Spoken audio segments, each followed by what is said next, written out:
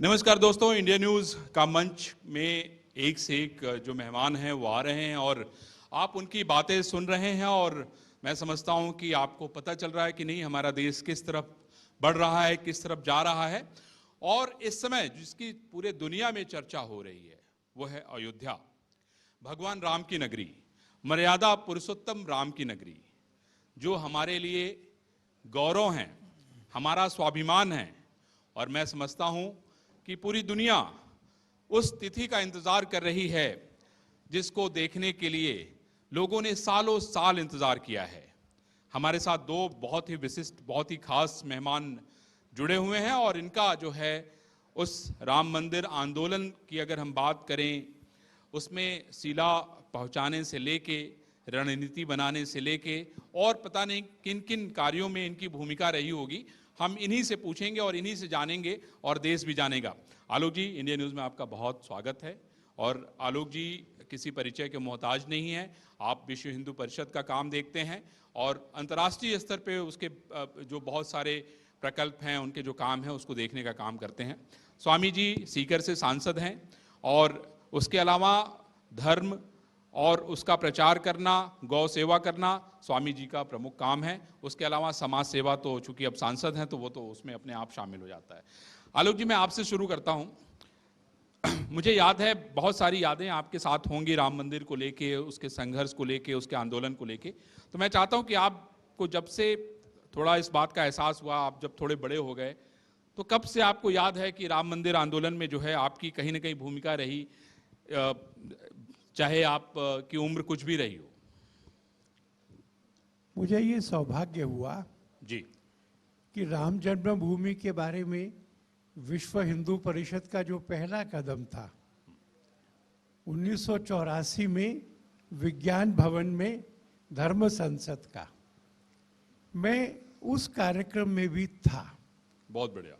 छोटी जिम्मेवारी रही हो, बड़ी जिम्मेवारी रही हो, भाजपा में रही हो, मैं काफी समय भाजपा में रहा, संघ में रहा, पर इस आंदोलन के साथ भावनात्मक और प्रत्यक्ष सक्रिय योगदान जी 84 से होने वाले सब चरणों में रहा, कोर्ट में भी रहा। भाई एक बार जोरदार ताली बजाइए, ये सौभाग्य बहुत कम लोगों को हासिल होता है।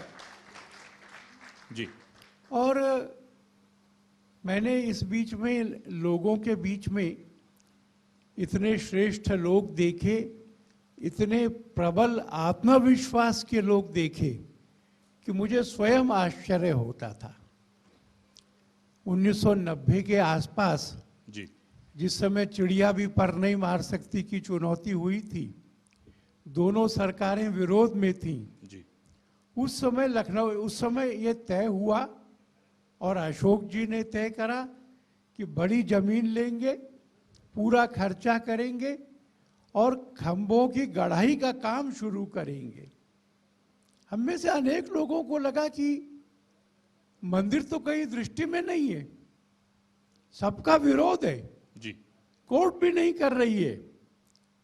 पर कल्पना करिए अशोक सिंघल जी के उस आत्मविश्वास की, जिनको केवल आभास नहीं, ये मालूम था कि मंदिर बनेगा।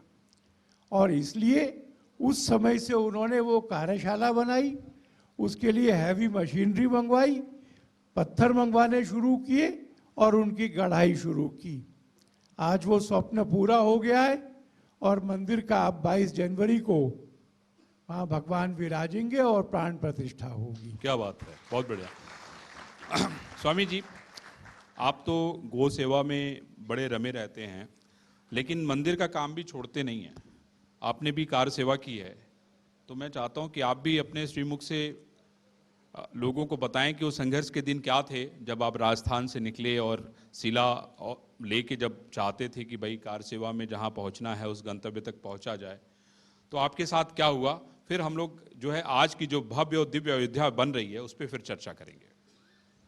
बहुत ही सौभाग्य का विषय है कि आज हम भगवान राम की उस जन्मभूमि पर बनने वाले भव्य मंदिर के संदर्भ में और इस विषय पर चर्चा कर रहे हैं।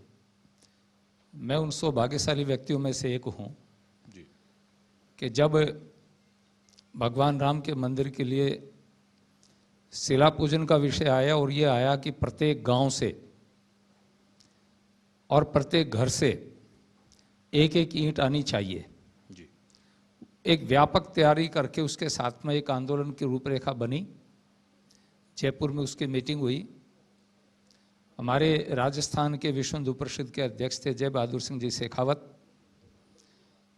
उनके माध्यम से पूरे जयपुर की रूपरेखा बना करके और विश्व हिंदू परिषद के केंद्रीय मार्गदर्शक मंडल के माध्यम से एक योजना बनी। मुझे राजस्थान का बीकानेर संभाग सौंपा गया और हमने हनुमानगढ़ से इस अभियान को प्रारंभ किया। लोग हमारा मजाक करते थे, उपहास करते थे कि अभी राम मंदिर की कोई बात नहीं, कोई चर्चा नहीं, कोई लेना नहीं देना नहीं, जी, जी, और ये लोग शिला पूजन की बात करते हैं, शिलाओं को एकत्रित करने की बात करते हैं। जी, परंतु कार्यकर्ताओं में जो उत्साह था और जो श्रद्धा भाव था वो भगवान राम की एक शक्ति थी। और मैंने स्वयं इस बात को देखा कि हमने प्रारंभ किया था तो बहुत कम संख्या में लोग जुड़ते थे, जी, लेकिन 4-5 दिन के भीतर भीतर हम जब गांव के अंदर, कस्बों के अंदर जाते थे तो हजारों की भीड़, कई कस्बों के अंदर तो 10-10, 15-15 हजार की भीड़ को मैंने देखा। और एक इतनी श्रद्धा भाव के साथ में जब हमारा रथ पहुंचता था जी, तो उसकी आरती में लोग हिस्सा लेते थे, भाग लेते थे। और उसके बाद में फिर ये धीरे धीरे कार सेवा की तरफ काफिला बढ़ा, तो हमने जयपुर से प्रस्थान किया और जयपुर से चलते चलते भरतपुर, और भरतपुर से जब मथुरा की तरफ हम आगे बढ़े, जी, क्योंकि हमारा जाने का रास्ता यही था, तो बॉर्डर पर हमें गिरफ्तार कर लिया गया और वापस भरतपुर ले आए। लेकिन मैं ये बात जरूर कहना चाहता हूं कि लोग हमारे मजाक करते थे, उपहास करते थे। उन लाखों लाखों लोगों की बलिदान, कुर्बानी, त्याग के कारण आज वो समय आ गया है कि 22 तारीख को, जनवरी को, माननीय प्रधानमंत्री नरेंद्र मोदी जी और हमारे अनेकों संतों और सैकड़ों विद्वानों के बीच में विधिवत रामलला वहाँ पर विराजेंगे। ये हमारे लिए बहुत ही सौभाग्य का विषय है। तो मैं उन सौभाग्यशाली व्यक्तियों में हूँ जो आज से लगभग 40 साल पहले से उन एक्टिविटीज़ के साथ में जुड़ा रहा और इस काम में लगे रहे। आलोक जी, मुझे याद है हम लोग जो रोज शाम को नारा सुनते थे, सौगंध राम की खाते हैं, मंदिर वहीं बनाएंगे, विपक्षी उसको तुरंत लपक लेता था, हैं, और कहता था कि भाई सौगंध तो तुम रोज खा रहे हो, कब बनाओगे ये बताओ, हैं। मुझे तो कोई उम्मीद नहीं थी कि नहीं, हम लोग जब तक जिंदा रहेंगे तब तक शायद मंदिर बनते हुए देखे देंगे, क्योंकि इतनी सारी पेचीदगी थी उसमें, कोर्ट में इतने सारे मुकदमे थे, ये सब कुछ इतना आसान था नहीं। आलोक जी, ये जी, वास्तव में ये आसान नहीं था। जी, और इसका सबसे दुर्भाग्यपूर्ण पक्ष ये है कि इन 75 सालों में हम विदेशी सत्ता से नहीं लड़ रहे थे, जी, हम मुगलों से और अंग्रेजों से नहीं लड़ रहे थे। इन 75 सालों में हम अपनी ही चुनी हुई सरकारों से लड़ रहे थे। नरसिम्हा राव जी ने एक पुस्तक लिखी है, अयोध्या। जी, प्रधानमंत्री थे, उन्होंने लिखा कि जब 1949 में वहां मूर्तियां प्रकट हुई, कुछ मुसलमान प्रधानमंत्री जी के पास गए, शिकायत की, और प्रधानमंत्री जी ने उत्तर प्रदेश सरकार से रिपोर्ट नहीं मांगी, जानकारी नहीं मांगी, आदेश दिया कि मूर्तियों को वहां से बाहर हटवा दो। मुख्यमंत्री ने भी यह आदेश आगे भेज दिया और कहा कि मूर्तियां हटवा दो, आवश्यकता पड़े तो बल प्रयोग करो।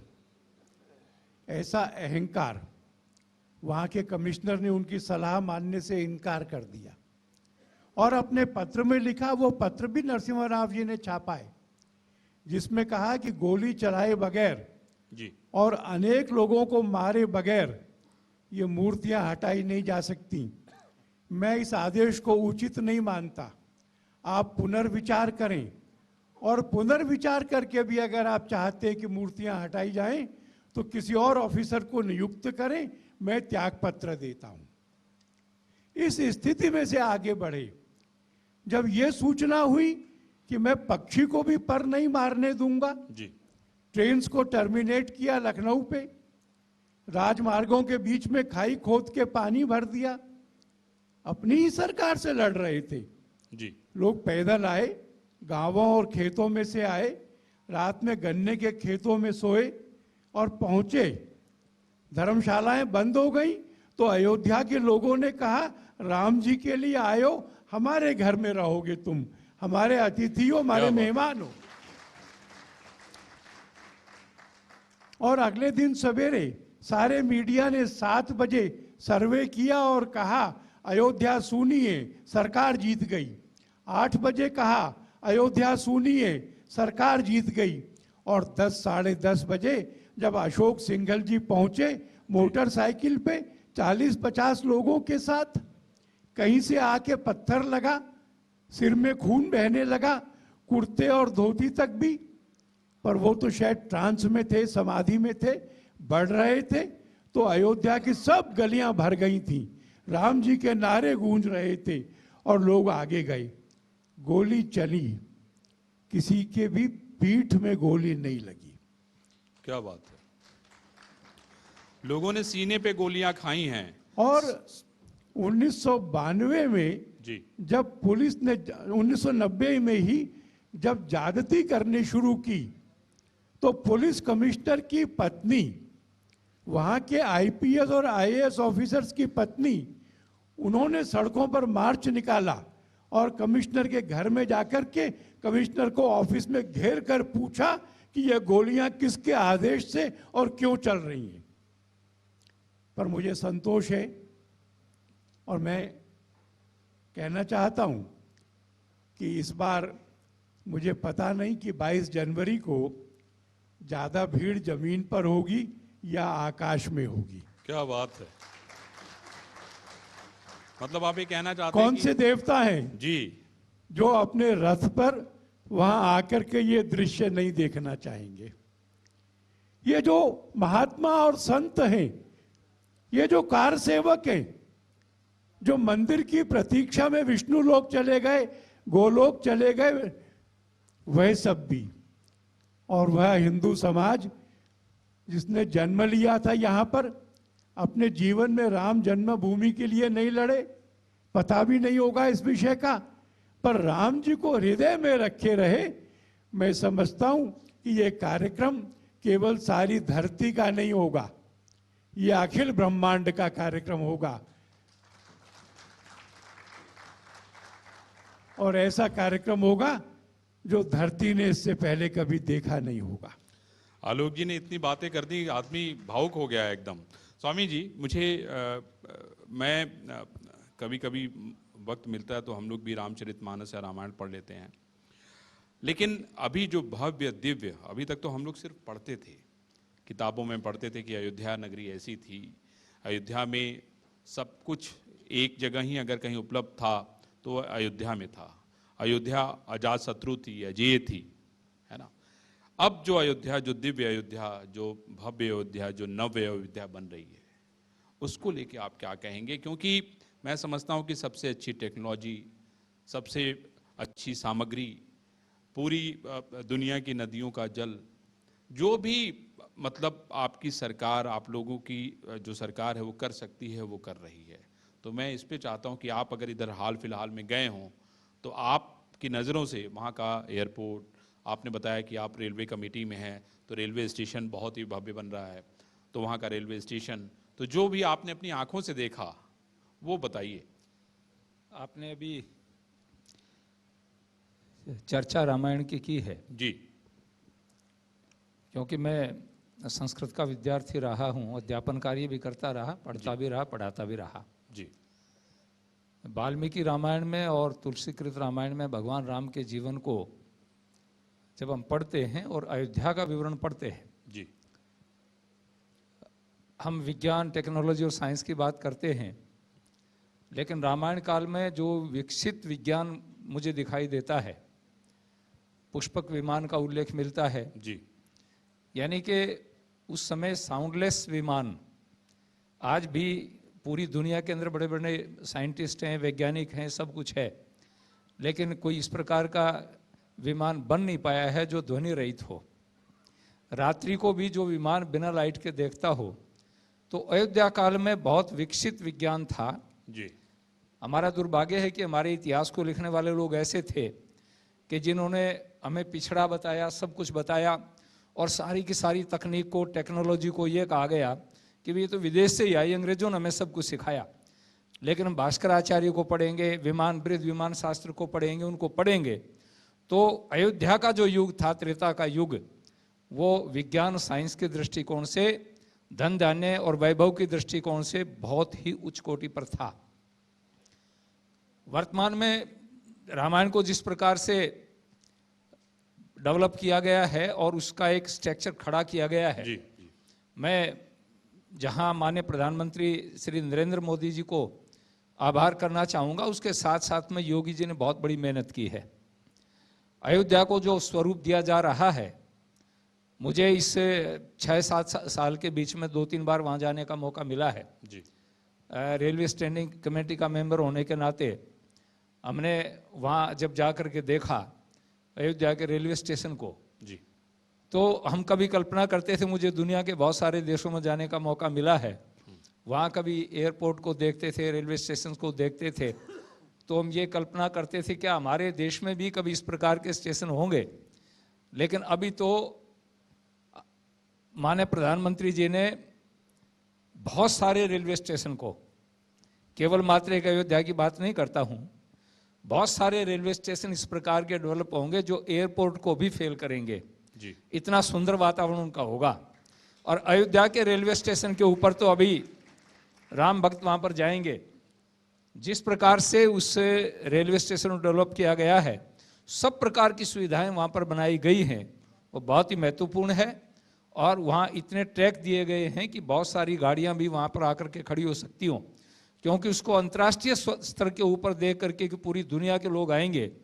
माननीय प्रधानमंत्री जी ने जहाँ, और हमारे आर्किटेक्ट्स ने, हमारे इंजीनियर ने, हमारे लोगों ने जो उसका खाका तैयार किया, उन्होंने जहाँ प्राचीन स्वरूप को सामने रखा है, उसके साथ साथ में ये भी ध्यान रखा गया है कि बाहर से जो यात्री आए, चाहे देश के हों चाहे विदेश के हों, उनको कहीं भी ऐसा नहीं लगे कि हमारे पास में सुविधा नहीं है।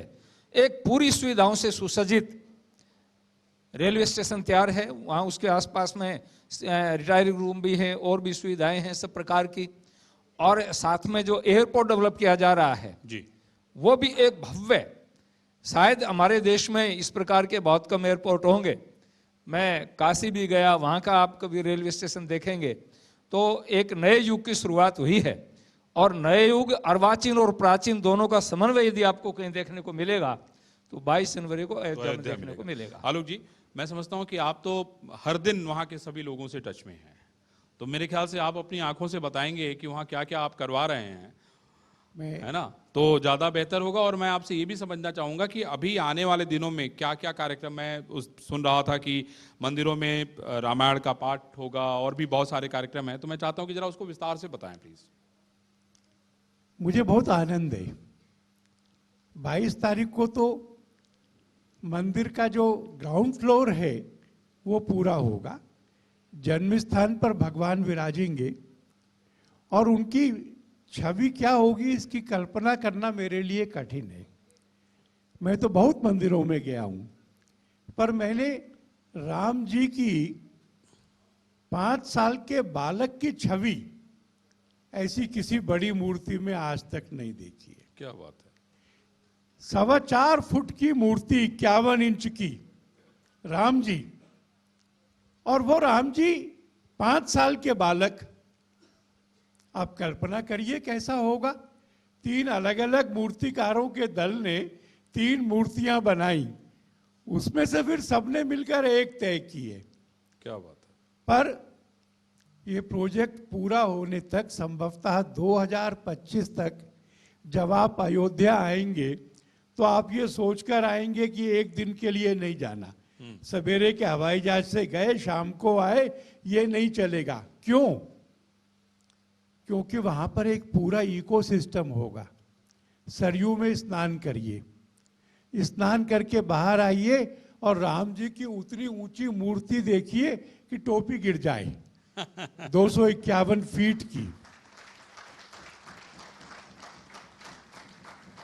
एक म्यूजियम में जाइए और वो म्यूजियम ऐसा होगा कि आपको थोड़ी देर में लगेगा कि आप वहां हैं जहां हो रहा है राम जी के समय का।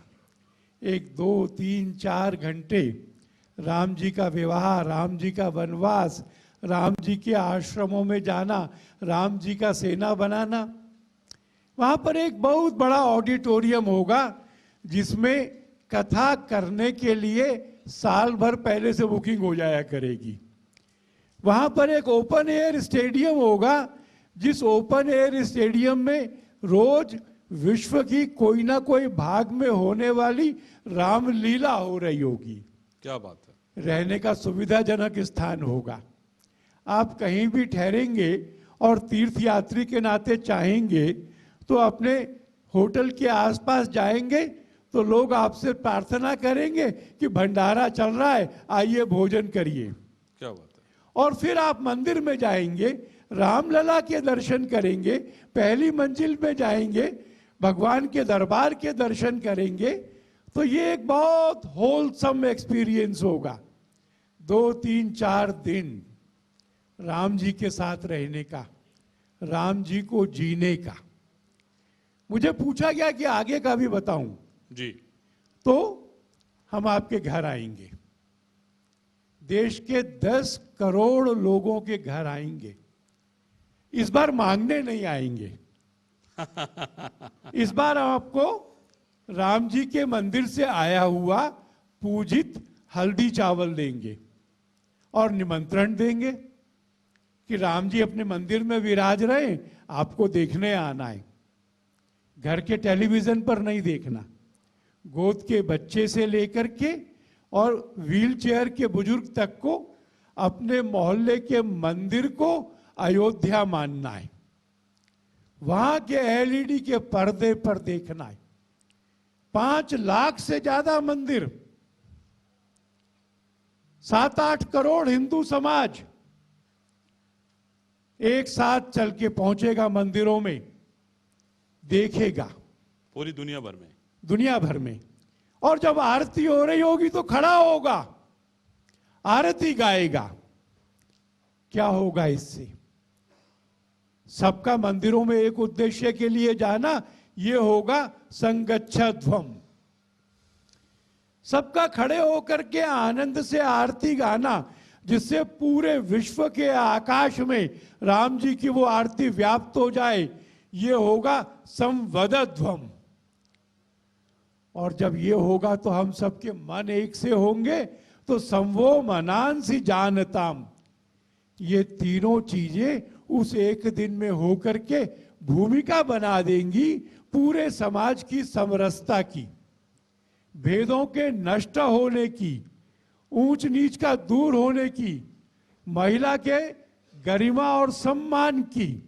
और जैसे राम जी ने सब राक्षसों का विनाश करने का संकल्प किया था, वैसे भारत का यह संकल्प कि इस धरती से आतंकवाद को मिटाएंगे। ये शताब्दी, ये भारत की शताब्दी है। यह जो करोड़ों लोग उस दिन मंदिर में होंगे, वो संकल्प करेंगे, वो इसका पुरुषार्थ करेंगे और अपने जीवन में हम इसको फलित होता हुआ देख लेंगे। आलोक जी, अब मेरा इसी में एक और सवाल मैं जोड़ता हूं। अभी मथुरा को लेके भी फैसला कोर्ट का आया और एएसआई सर्वे की रिपोर्ट का भी इंतजार किया जा रहा है। कोर्ट कह रही कि जमा कर दीजिए। तो मैं आपकी इस पे भी प्रतिक्रिया चाहता हूं, क्योंकि आप बहुत सारी चीजों को बड़ा नजदीक से देखते हैं। राम को तो अब आप बिठाने जा रहे हैं, है ना? मैं आपसे कहूं कि पहले तो आज के फैसले पर मेरी प्रतिक्रिया क्या है। जी। न्याय करना हो तो उसमें सबसे पहली आवश्यकता क्या है? तो पहली आवश्यकता क्या है कि सच सामने आना चाहिए। जब तक सच और झूठ का नहीं पता, तब तक न्याय कैसे होगा? जी। और कोर्ट ने कुछ निर्णय नहीं दिया है। कोर्ट ने कहा है कि जाओ देखो। कौन लोग जाएंगे? जो सरकारी प्रतिष्ठित संस्था के हैं, एक्सपर्ट हैं, वो जाएंगे। वैज्ञानिक ढंग से दोनों पक्षों की उपस्थिति में सर्वे करेंगे और उस सर्वे में जो सच सामने आएगा वो कोर्ट के सामने रखेंगे। इसलिए मैं समझ नहीं सका कि जी। दूसरे पक्ष ने इसका विरोध क्यों किया था। पर खैर अब निर्णय हो गया है, मैं अपेक्षा करूंगा वो भी सहयोग देंगे और मैं ये आशा करता हूं कि इन दोनों स्थानों पर सर्वे इस बात को साबित करेगा कि मंदिर तोड़ा गया था। उस मंदिर के भग्नावशेषों पर दूसरा भवन खड़ा किया गया था और इसलिए एएसआई अपनी वैज्ञानिक जांच में जी। ये पाएगी कि इन भवनों के अंदर बहुत सारे हिंदू मंदिर के चिन्ह अब तक विद्यमान हैं। आपको ध्यान होगा 1991 का कानून ये कहता है कि 1947 में जी। जिस स्थान की जो प्रकृति थी, वो ये नहीं कह रहा कि जो स्थान जिस काम में आता था इसलिए नमाज पढ़ी जा रही है कि नहीं जा रही है, ये रेलेवेंट नहीं है। रेलेवेंट है स्थान की प्रकृति क्या थी, जी। वो प्रकृति बदली नहीं जाएगी। तो आप कल्पना करिए कि अगर ये साबित हो गया और होगा कि काशी में वो जो निकला है वो शिवलिंग है, तो वो स्थान मंदिर है कि मस्जिद है प्रकृति में। मैं उम्मीद करता हूं, मुझे एक बूढ़े कार्यकर्ता ने कहा भगवान उनको 15 साल और रखे। मैंने कहा क्यों? तो उन्होंने कहा अयोध्या में काम पूरा नहीं हुआ है, न्यायालय में चल रहा है, 15 साल में इन दोनों का भी निर्णय आ जाएगा और वकील के नाते कहता हूं अनुकूल आएगा। क्या बात है, क्या बात है। स्वामी जी, एक और मेरे मन में सवाल है।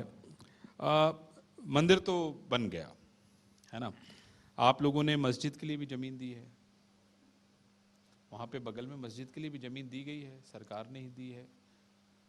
देखिए, जो जमीन दी गई है, जी।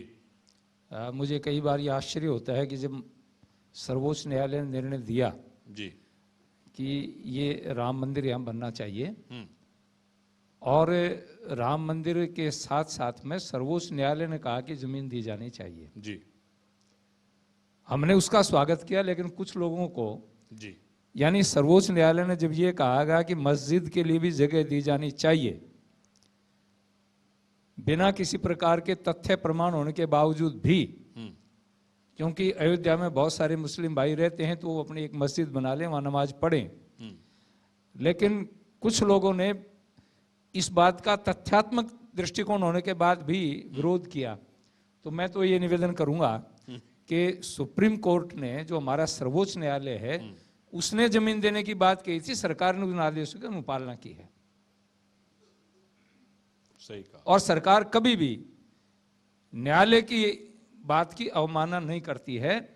माननीय प्रधानमंत्री जी के नेतृत्व में आज तक जितने भी फैसले आए हैं, हमारी सरकार ने सिर झुका करके सर्वोच्च न्यायालय या उच्च न्यायालय उनके फैसलों को स्वीकार किया है, उसके विपरीत कभी कोई काम नहीं किया।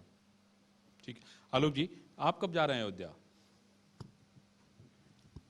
मैं आजकल ज्यादा अयोध्या ही जाता हूं।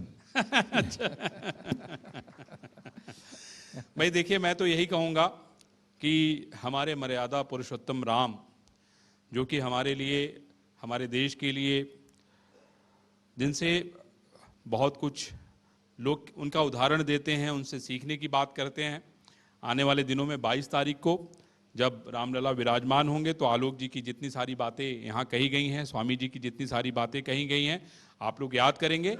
लेकिन हम ये भी कहेंगे कि नहीं, अब वो दिन आ गया है जिसमें आपने बहुत लंबा, जिन लोगों ने संघर्ष किया था, अब उनके आंखों के सामने उनका सपना जो है साकार होता हुआ दिखाई दे रहा है। आलोक जी, आप इतने अपना कीमती समय निकाला, मैं आपको बहुत धन्यवाद दूंगा। स्वामी जी, आपने भी अपना कीमती समय निकाला, आपको बहुत बहुत धन्यवाद।